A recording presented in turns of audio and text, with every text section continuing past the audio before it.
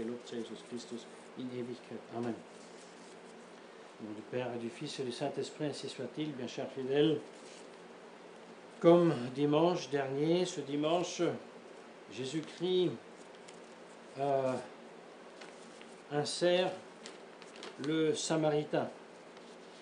La semaine dernière, le bon Samaritain nous était d'exemple pour la foi vive et vécue qui se manifeste dans l'imitation de la perfection divine de la miséricorde. Et aujourd'hui, cette même foi vive se manifeste dans l'action de grâce, dans la donation de soi-même, dans la totale donation de soi-même de la part du seul Samaritain, un des 10 qui a été purifié de la lèpre, qui, retour au Christ, l'adore et le remercie pour s'entendre dire « ta foi t'a sauvé ».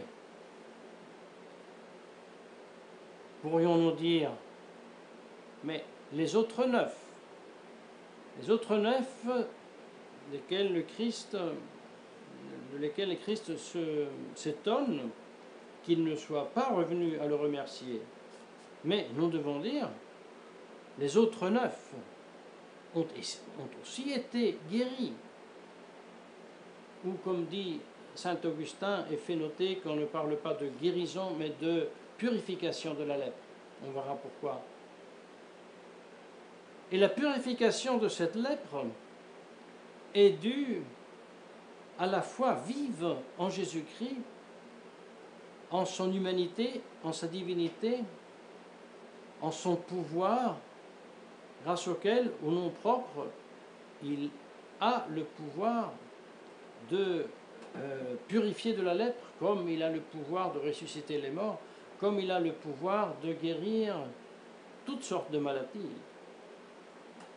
Alors, quand Jésus-Christ dit au seul Samaritain qui est revenu, « ta foi t'a sauvé », est-ce que ça vaut aussi pour les autres 9, guéris en vertu de leur vive foi?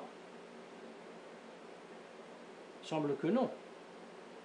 Parce que, autrement, Jésus-Christ aurait dit aux Samaritains, grâce à ta foi, tu as été purifié de la lèpre. Mais Jésus-Christ dit aux Samaritains, grâce à ta foi, tu as été sauvé.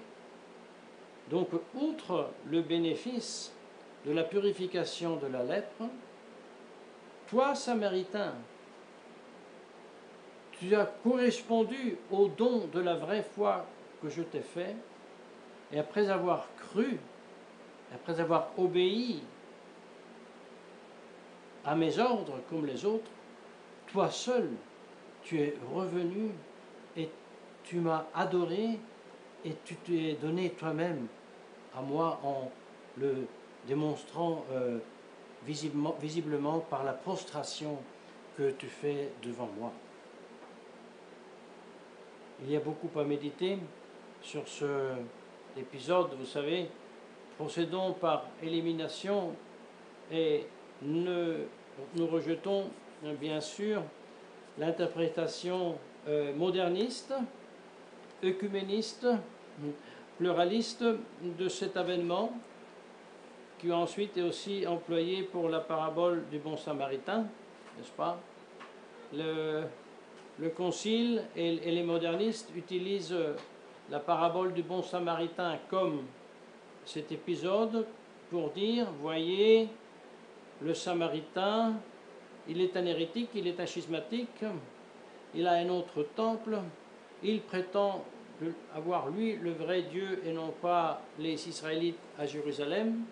Or le Christ lui dit, ta foi t'a sauvé, donc on peut être sauvé aussi dans une autre religion et par une autre foi et par un autre concept de Dieu. Eh bien, la vérité, c'est le contraire.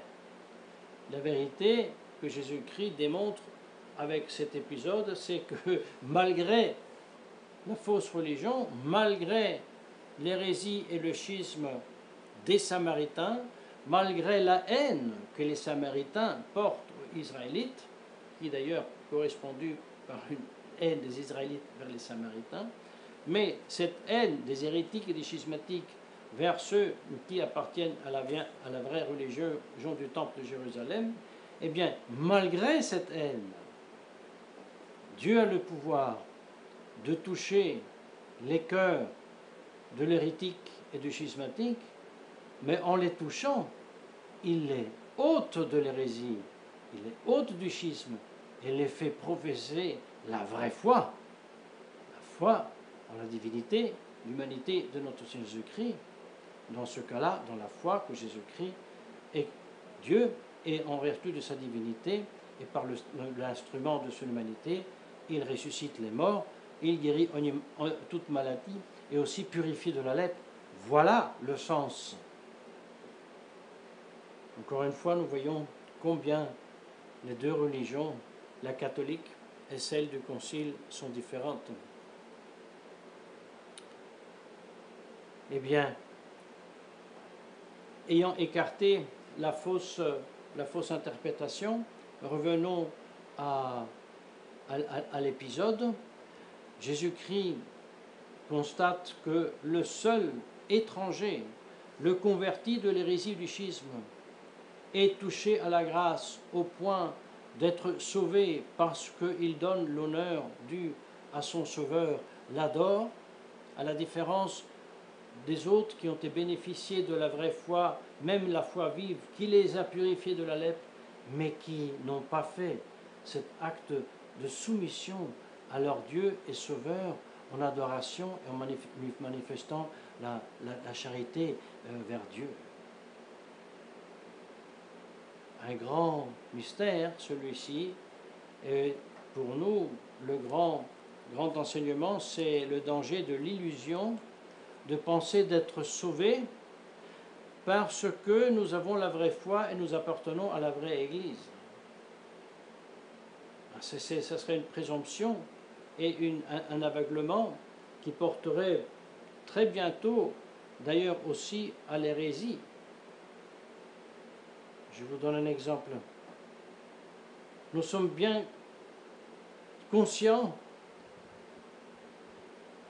grâce à Dieu, de professer la vraie foi catholique et d'appartenir à son Église. Mais si, comme les disent les 9 autres Israélites, nous nous contentons de nous complaire de savoir les choses sans mettre main à notre vie, combattre le vice, les mauvaises tentations, les mauvaises inclinations et le péché, nous risquions de devenir des présomptueux, même aussi aveugles et aveuglés. Personne ne me fait dire ce que je ne dis pas. Mais vous savez, il y a, pour ainsi dire, plusieurs traditionnalismes. Saint Pie X, que nous fêtons dimanche prochain, déclare: le catholique est nécessairement traditionnaliste. Donc il ne peut pas y avoir de traditionnaliste qui ne soit pas catholique, il ne peut pas y avoir de catholique qui ne soit traditionnaliste.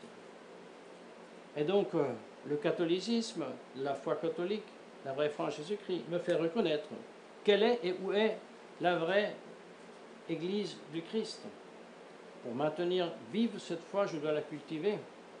Mais la foi ne peut pas être cultivée parfaitement si je ne vis pas selon la foi, si je ne combats pas le péché, mes mauvaises inclinations et le vice. Par contre, si je me laisse aller, il faut constater que aujourd'hui, il y a même dans le monde traditionnaliste une lèpre,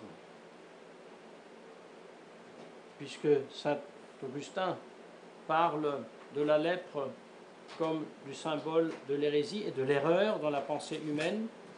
Et pour cela, il dit même, Jésus-Christ ne guérit pas de la lèpre, mais il purifie la lèpre.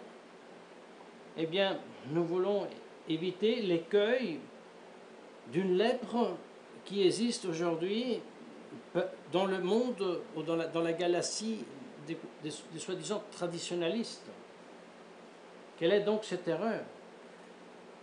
Vous savez, la lèpre, dit saint Augustin, se manifeste par une multitude de taches sur la peau saine, là où il n'y a pas la tache. Et il dit, voilà l'esprit de l'hérésie, l'esprit de l'erreur. L'esprit de l'erreur dit autant de vérité que sur la peau du lépreux, il y a de la peau humaine non pas contaminée par la lèpre. Mais il est aussi vrai que ce grand nombre de vérités est intimement lié et accroché à autant d'erreurs. Et ça rend la chose encore plus écœurante parce que la commixion, le mélange de vérité et d'erreur devient presque impossible à gérer d'une certaine manière. Eh bien, il y a une espèce de lèpre dans le monde de la tradition, je dis très en général, qui consiste à dire, moi traditionnaliste, je suis catholique, j'appartiens à l'Église catholique. Malheureusement, dans l'Église de la catholique, il y a des modernistes, il y a des pentecôtistes, il y a les charismatiques.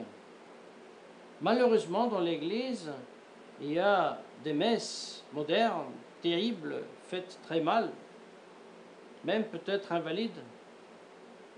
Mais heureusement, moi, traditionnaliste, dans l'Église, je suis, heureusement, grâce à Dieu, dans la meilleure partie. Je suis le traditionnaliste, je suis le catéchisme de Saint-Pédis, j'ai les sacrements comme il faut, j'ai le droit canon de 1917, et donc je suis sûr.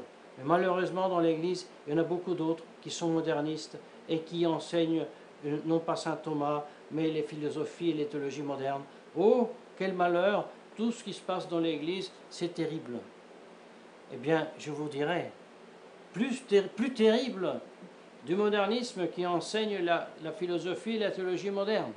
Pire encore que les messes modernes indignes, c'est le soi-disant traditionnaliste qui pense que dans l'Église du Christ, le traditionnaliste est une partie. Et c'est pire encore du modernisme même. Il n'existe pas d'église catholique dans laquelle il y a aussi les traditionnalistes. Ça, c'est de la lèpre d'esprit. Et mettons-nous en garde. La tentation est grande de dire « Ah oui, Bergoglio, c'est terrible, tout ce qu'il fait, mon Dieu. Mais, dit le pape, mais il nous veut bien, mais il a même dit que les traditionnistes peuvent eux aussi, mais c'est grandiose, donc nous, dedans, on commence à entrer, n'est-ce pas, et ensuite on marchera en avant, il y a toujours plus de messes en latin, donc on aura le pouvoir, et puis quand on sera beaucoup, on jette dehors tout le monde, et on remet l'Église